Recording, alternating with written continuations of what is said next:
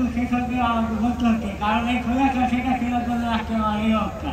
তাই আমি চাই তার জন্য ফাঁকি হয়, তার জন্য কঠিন একটা শাস্তি হয়। ফাঁকি নয়, ফাঁকি চাই, আপনারা সেই ব্যবস্থা করবেন। এমনকি আমরা সেটা পাবো যদি আমরা সবাই একত্রিত থাকি। খুলনাকে আমাদের কিছুই করতে হবে না, আমরা সবাই একত্রিত থাকবো।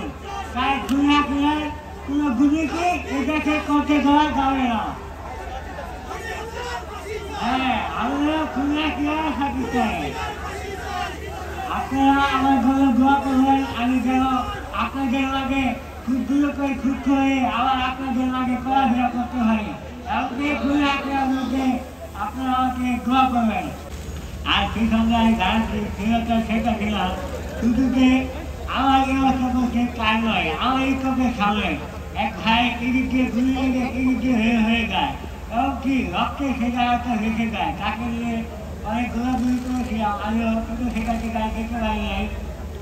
তারপরে খানা ফেরত করার সময় তখন পুলিশ আমাকে একটু কাছ থেকে গুলি করেছিল। কিন্তু আমার এই অবস্থা করলো, আমার কোনো দুঃখ নেই, দুঃখ একটাই, এই ঘুরে আসা সেটা ছিল এখনো কিন্তু ছেড়ে